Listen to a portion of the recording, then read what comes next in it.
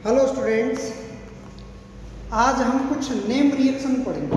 कुछ का दो ही पढ़नी है अपने को, एक तो एल्डोल रिएक्शन पढ़नी है हमें और एक पढ़नी है कैनिजारो। ठीक है, दोनों लगभग सिमिलर भी हैं लेकिन डिफरेंट भी हैं। देखना कहाँ से सिमिलर और कहाँ से डिफरेंट है। ठीक है, दोनों इंपॉर्टेंट भी हैं, एग्जाम में बहुत पूछी जाती है। कैनिजारो है आपका या फिर एल्डोल है, दोनों इंपॉर्टेंट है। ठीक है, तो स्टार्ट करते हैं। सबसे पहले एल्डोल की बात करेंगे सबसे पहले। ठीक है,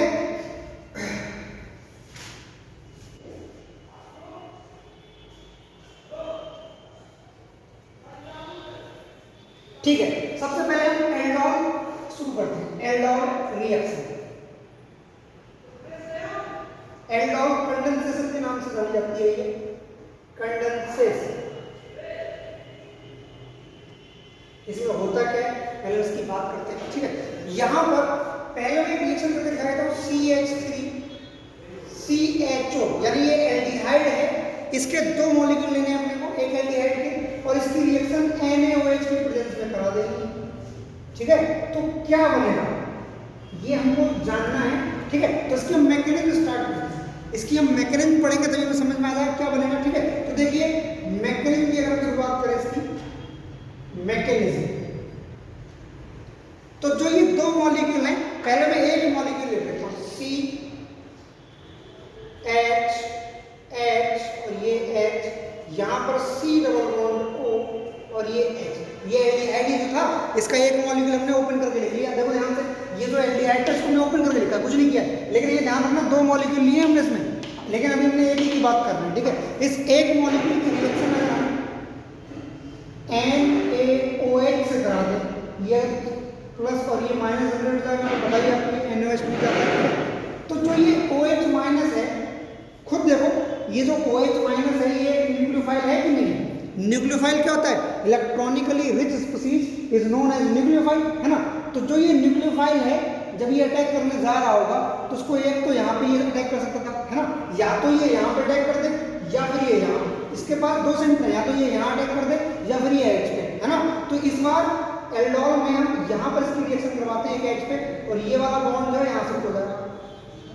ठीक, तो क्या बनेगा देखो, CH2 minus C double bond O और H, है ना।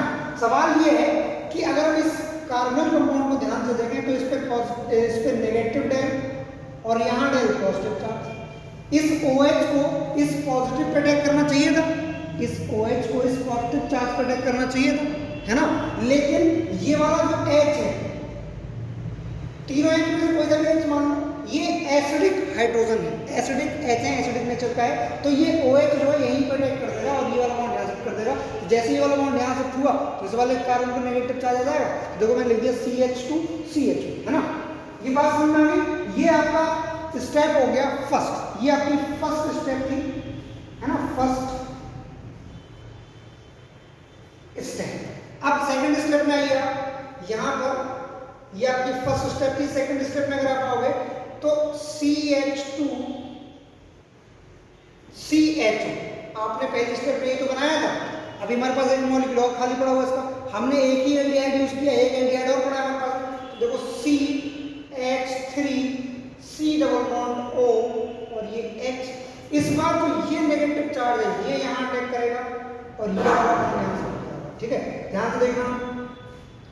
तो इस वाले कार्बन पे एक CH3 पहले से था, देखो इस कार्बन पे एक CH3 पहले से प्रेजेंट था, ये CH3 के बाद वाले कार्बन पे है, इस पे एक single bond O minus generate हो गया। ठीक, इस वाले कार्बन पे ये CH2 ग्रुप आगे लग रहा है, CH2 ये वाला, और इस CH2 पे एक CH और लगा हुआ था, तो CH2 CH2 क्या रह गया, इस कार्बन का एक हाइड्रोजन रह गया, वो यहाँ। बात समझ में आ गई? ठीक है, तो यहां पर इसकी रिएक्शन में H प्लस से करा दें, है ना। तो क्या बन जाएगा, CH3 COH CH2 CHO और ये आपका हाइड्रोजन आ गया। ठीक है, यहां पर हमको क्या समझना था, यहां पर जो हमको समझना था वो ये समझना था कि इसका नाम क्या है। देखो ये फंक्शनल ग्रुप था, फंक्शनल ग्रुप के रिस्पेक्ट में तुरंत बाद वाला carbon alpha carbon, beta carbon. तो बीटा पर हाइड्रोक्सी ग्रुप लगा हुआ है, ये beta hydroxy aldehyde, beta hydroxy aldehyde का फॉर्मेशन होगा। सवाल ये है इसका नाम एल्डोल क्यों पड़ा? तो देखो एल्डोल के नाम में दो चीजें आ रही है, एल्डोल एल्डिहाइड और ऑल, है ना। तो देखो इसमें एल्डिहाइड से इस हमारा जो मॉलिक्यूल जनरेट हुआ है उसमें एल्कोहल ग्रुप भी प्रेजेंट है, एल्डिहाइड भी प्रेजेंट है, यानी कि एल्डोल। एल्कोहल के लिए ऑल जोड़ते हैं लास्ट में ऑल, इसका जो सफिक्स सेकंड होता है एल्कोहल का वो ऑल होता है ना। तो एल्डिहाइड से ALD लिया गया है और एल्कोहल के ऑल से OL ले लिया गया, इसी का नाम हो गया एल्डोल कंडेंसेशन रिएक्शन। यानी कि जो यहाँ पर बनने वाला प्रोडक्ट था वो क्या था, CH3 COH और ये H CH2 CHO, इसी का नाम था बीटा हाइड्रोक्सी एल्डिहाइड, है ना। ये रिएक्शन आपकी एल्डोल रिएक्शन थी, ठीक है। आपकी किताब में क्रॉस एल्डोल भी दे रखी होगी, ज्यादा नहीं पढ़ना आपको, जिसमें भी केवल एल्डोल से ही काम चल जाएगा, केवल आपको एल्डोल से ही इतनी ही एल्डोल रिएक्शन पूछी जाती है, ठीक है। तो ये आपकी एल्डोल रिएक्शन होगी, मुझे उम्मीद है इसमें आपको कोई भी दिक्कत नहीं आ रही होगी, ठीक है। एक और रिएक्शन है जिसका नाम है कैनिजारो रिएक्शन, हम उसकी बात करते हैं। तो अभी हम कैनिजारो रिएक्शन की बात कर रहे हैं, ये भी लगभग सिमिलर है लेकिन थोड़ी मैकेनिज्म इसकी डिफरेंट है, ठीक है। देखिए कैसे मैकेनिज्म डिफरेंट है। यहाँ पर भी हम दो मॉलिक्यूल लेते हैं लेकिन इस बार हम फॉर्मल्डिहाइड के दो मॉलिक्यूल लेंगे, फॉर्मल्डिहाइड SCHO फॉर्मल्डिहाइड होता है और इसकी रिएक्शन भी आप NaOH से ही कराओगे। हमको जानना है हम क्या बनेगा, है ना। तो अभी हम पहले मैकेनिज्म ड्रॉ करते हैं तो पता लगता है क्या बनता है बनेगा, इसमें देख लेंगे। तो इसकी मैकेनिज्म की शुरुआत करते हैं। मैकेनिज्म देखो दोनों में बहुत बड़ा अंतर है, ठीक है, आपको समझना है, कंपैरेटिव स्टडी करनी दोनों की तो ज्यादा अच्छे से याद रहेगा आपको, ठीक है। तो देखिए यहाँ पर भी हम इसका ग्रुप स्ट्रक्चर लिखें तो C double bond O H H और इसकी रिएक्शन हम कराएंगे NaOH। आपको पता है ये पॉजिटिव चार्ज है, ये नेगेटिव चार्ज, ब्रेक हो जाएगा इस तरीके से। ध्यान करो एल्डोल में हमारा OH माइनस कहाँ अटैक कर रहा था, यहाँ से जब ये अटैक करने जा रहा था तो इस वाले कार्बन, यहाँ भी कार्बन हुआ करता था, उस कार्बन के हाइड्रोजन पर जाकर अटैक कर रहा था। यहाँ पर ऐसा कुछ हाइड्रोजन है ही नहीं, यहाँ पर कोई दूसरा कार्बन ही नहीं है, तो इसलिए ये यहाँ पर ही डायरेक्ट अटैक करेगा, यहाँ पर ये वाला बॉन्ड यहाँ से हो जाएगा। क्लियर, देखो जरा ध्यान से, C इस पर आ गया O माइनस, यहाँ H था, यहाँ भी एक H था और अभी अभी हमारे पास एक OH आकर के लगा है, ये OH आ गया, ठीक है। अब देखो यहाँ पर हमारा Na आ जाएगा इसके रिएक्शन में, ये OH O माइनस जो है यहाँ पे इलेक्ट्रॉन वापस दे, तो अब इस कार्बन जैसे ही इलेक्ट्रॉन वापस दे रहा है तो कार्बन के लिए, तो कार्बन की 5 वैलेंसी हो जाएगी और कार्बन कभी भी, carbon can not be pentavalent, है ना। तो इसके लिए जैसे ही यहाँ पर अपने इलेक्ट्रॉन इसने यहाँ दिए होंगे तो इन 3 ग्रुप में से कोई एक ग्रुप बाहर निकलेगा। अब सवाल ये है क्या OH को ही बाहर निकाल दें? अगर हम OH को बाहर निकालेंगे तो फिर हमने इसको अटैक ही को करवाया था, ये अगर हमने OH बाहर निकाल दिया तो रिएक्शन हमारी बैकवर्ड नहीं चली जाएगी, तो बैकवर्ड तो नहीं जाएगी, है ना, फॉरवर्ड लेके जाना हमको, तो इसमें से हम कोई सा भी H बाहर निकाल देंगे, ठीक है। तो अगली स्टेप में क्या निकलेगा यहाँ से C, ध्यान से समझना, बहुत इंपॉर्टेंट रिएक्शन है। C डबल बॉन्ड O, यहाँ पर एक H था, देखो ये वाला, ये H बाहर जा चुका है और यहाँ पर आ गया ये OH, है ना, यही तो होगा, यही तो जनरेट होगा, और प्लस H माइनस बाहर निकल गया, है ना। ये हमारी, इसको फर्स्ट स्टेप मान लो, फर्स्ट स्टेप, इसको सेकंड स्टेप मान लो, सेकंड स्टेप किताब में अच्छे से दे रखा होगा ये। थर्ड स्टेप में देखिए आप, थर्ड स्टेप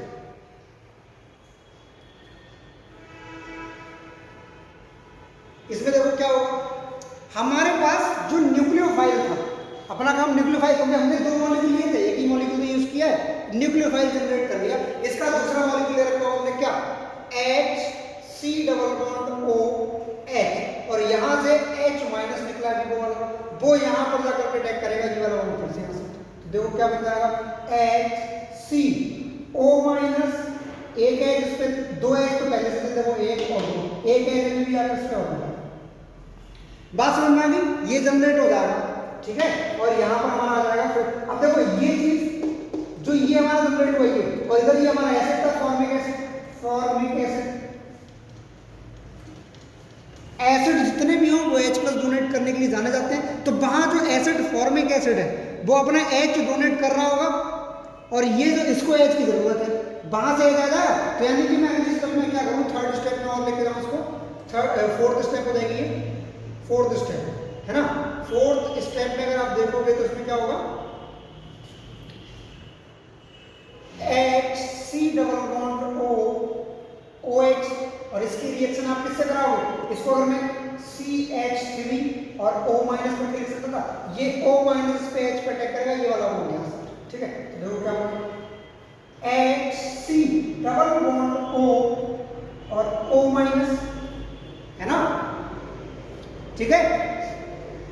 तो यहां पर प्लस CH3 और OH, है ना, ये माइनस है, यहाँ पर Na भी हमारे पास अफेक्ट रहेगा, ठीक है। तो जरा ध्यान से देखो, हमने दो एल्डिहाइड के मॉलिक्यूल लिए थे, और जो हमारा फाइनल प्रोडक्ट बन के आ रहा है वो एक तो अल्कोहल बन के आ रहा है और एक कुछ एसिड जैसा बन के आ रहा है। मतलब एल्डिहाइड का ऑक्सीडेशन कराया जाता है तो एसिड जैसा कुछ बनता है ना, और एल्डिहाइड का रिडक्शन करा दिया जाए तो अल्कोहल बनता है। मतलब इस रिएक्शन में, कैनिजारो में, एक एल्डिहाइड का तो ऑक्सीडेशन हो रहा है और एक का रिडक्शन हो रहा है। मतलब कोई ऐसी रिएक्शन जहां पर ऑक्सीडेशन भी हो जाए एक ही चीज का और उसी चीज का रिडक्शन भी हो जाए, तो ऐसी वाली रिएक्शन कहलाती हैं डिस्प्रोपोर्शनेशन रिएक्शन। ध्यान रखना, ऑक्सीडेशन एंड रिडक्शन दोनों एक ही साथ हो जाए किसी एक कंपाउंड का, तो उसको, उस रिएक्शन को हम बोलते हैं डिस्प्रोपोर्शनेशन रिएक्शन। बात समझ में आ गई? तो ये यहां पर जो बनने वाली स्पीशीज थी वो क्या थी, CH3 OH plus CH H C double O Na। अगर हम NaOH से रिएक्शन कराए तो ये बन जाएगा।